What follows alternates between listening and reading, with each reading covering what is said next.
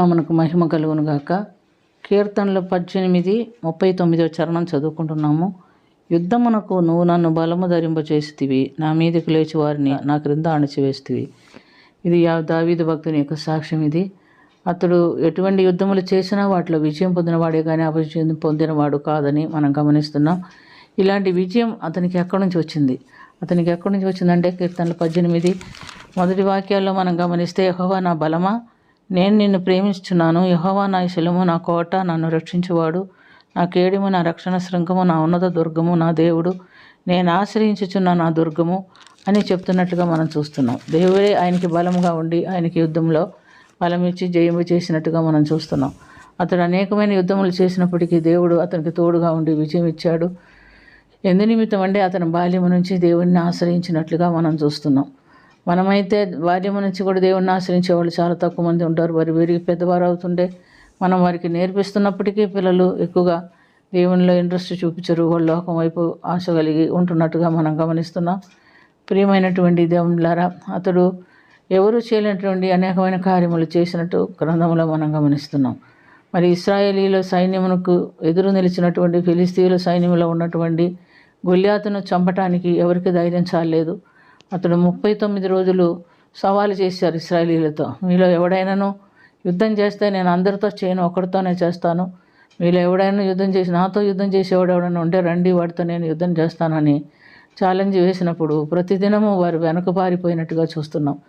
40వ దినము దావీదు అక్కడికి రావటం జరిగింది. అతడు అడుగుతున్నాడు, ఏంటి ఇలా జరుగుతుందంటే, అతన్ని చూసావు, అతన్ని ఎదిరించి జయించే వాళ్ళు ఎవరు లేరు, అందుకని సైన్యం అంతా పారిపోతున్నారు అని చెప్పారు. వెంటనే మరి అది దావీదు విషయాలన్నీ కనుక్కున్న తర్వాత రాజు దగ్గరికి వెళ్ళి, నేను అతనితో పోరాడతాను, అతను చంపుతానంటే, నువ్వు అతనితో యుద్ధం చేయలేవు, నీకు విద్యాభ్యాసం లేదు, నువ్వు చిన్నప్పటి నుంచి నీకు అనుభవం లేదు నాయన, నువ్వు యుద్ధం చేయలేవు అని చెప్పినప్పుడు అతను ఏమన్నాడంటే, సింహం యొక్కయు ఎలుకబండి యొక్క బలము నుండి నన్ను తప్పించిన దేవుడు ఈ సున్నది లేని ఫిలిస్తీని చేతి నుండి నన్ను తప్పించడా, నేను యుద్ధం చేస్తానని ఖచ్చితంగా చెప్పినప్పుడు సరిపోమ్మని చెప్పారు. అతనికి ఆ యుద్ధ ఆయుధాలన్నీ ధరింపజేస్తే, ఇవి నాకు అలవాట్లేదు, నాకు వద్దని తీసి అక్కడ పెట్టివేసి ఏటిలోకి వెళ్ళి ఒక చిన్న రాయి, నూనెని రాయి తీసుకొచ్చి ఒడిసెల్లో చిక్కుపెట్టుకొని అతడు అతని ఎద్దరికి వెళ్ళాడు. గొల్యాతు దగ్గరికి వెళ్తే, ఏమిరా నేను ఎలా కనపడుతున్నాను, కుక్కలా కనపడుతున్నాను, నువ్వు కుక్కను కొట్టడానికి వచ్చినట్టు వస్తున్నావు అంటే, అతడు పరిగెత్తకుండా పోయి ఆ యొక్క ఫిలిస్తీయుని నుదుటి మీద గురి పెట్టుకొని ఒడిసి రాయిని కొట్టినప్పుడు ఆ రాయి పోయి అతని నుదుటి మీద చొచ్చుకొని పోయింది. ఆ ఫిలిస్తీయుడు లేదా గొల్యాతు బోర్లా పడిపోయాడు. వెంటనే వెళ్ళి వాడి మీదకి ఎక్కి నిలబడి వాడి కత్తి తీసుకొని వాడి తలను తెగ నరికివేశాడు. ఆ విధంగా యుద్ధమున బలము ఆయనకి దేవుడు ధరింపు చేశాడు. ఎవరు చేయలేనటువంటి యుద్ధం ఆయన చేశాడు. ఆయన శత్రువుని జయించి, శత్రువులందరూ కూడా ఇది చూసి తమ యజమాని తన నాయకుడు చనిపోవటం చూసి అందరూ కూడా ఏం చేశారు, పారిపోయినట్టుగా మనం చూస్తున్నాం. కాబట్టి ప్రియమైనటువంటి దేవునిలారా, దావీదు జీవితంలో ఒక యుద్ధమే కాదు అనేకమైన యుద్ధాలు ఆయన చేసినప్పటికీ ఆయన విజయం పొందుతున్నట్టుగా మనం చూస్తున్నాం. మరి మనకైతే శత్రువు అపవాది ఏం చేస్తాడంటే, గర్జించి సింహములే ఎవరిని మృంగుదామని వెతుకుచు తిరుగులాడుచున్నాడు. మనతో యుద్ధం చేయడానికి అపవాది ఎప్పుడు సిద్ధంగా ఉంటాడు.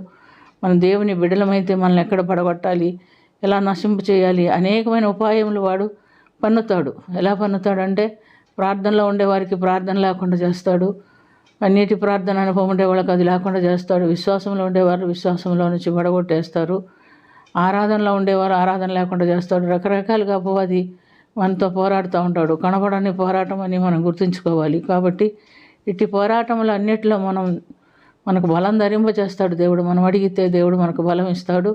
ఎలా ఇస్తాడంటే, తన ఆత్మ ద్వారా మనకు బలం ఇస్తాడు. కాబట్టి ఆయన కూడా చెప్పున్నాడు, నన్ను ఆరాధించేవారు ఆత్మతోనూ సత్యముతోనూ ఆరాధించవాలని చెప్పున్నాడు. కాబట్టి ప్రియమైనటువంటి దేవునిలారా, మనం కూడా ఈ లోకంలో జీవించున్నప్పుడే ఆత్మతోనూ సత్యముతోనూ ప్రభువును ఆరాధించడం నేర్చుకోవాలి. అలా నేర్చుకున్నప్పుడు ఆయన ఆత్మను మనకి ఇస్తాడు. ఆత్మ ద్వారా మనం యుద్ధం చేయాల్సిందే.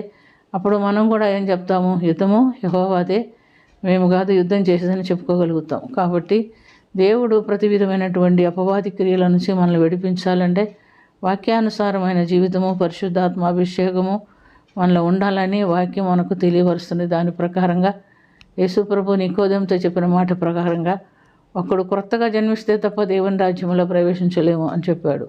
క్రొత్తగా జన్మించుట అనగా మారుమనసు నిమిత్తం నీళ్లలో బాప్టిసము, వాక్యానుసారమైన జీవితము జీవించినప్పుడు పరిశుద్ధాత్మ అభిషేకం మనకిస్తాడు. ఆత్మదేవుడే మన పక్షము నుండి యుద్ధం చేస్తాడు. కాబట్టి యుద్ధము యెహోవాదే అని మన నిరీక్షణ ఉంచి విశ్వాసం ఉంచి అపవాదితో పోరాడేవారుగా ఉండాలని దేవుడు మనకు నేర్పిస్తున్నాడు. అటు ఆత్మీయ అనుభవంతో మనం అపవాదిని ఎదిరించుకుందాము, దేవునిలో నిలబడదాం. దేవుడు మనకు సహాయం చేయనుగాక. ప్రార్థన చేసుకుందాం.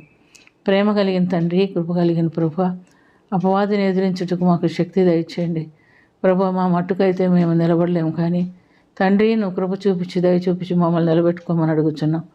అది ఏ విధమైన పోరాటం అయినప్పటికీ విజయం ఇచ్చుటకు నువ్వు శక్తివంతుడైన దేవుడున్నావు. నిన్ను ఆశ్రయిస్తున్నావు, నీకు మొరపెడుతున్నావు. నువ్వు మాకు విజయం ఇచ్చి దీవించమని, బలపరచమని, నిలబెట్టమని యేసుక్రీస్తు పుణ్యనామమున అది మిక్కిలి వినయంతో అడిగి వేడుకొంచున్నాము తండ్రి. ఆమేన్.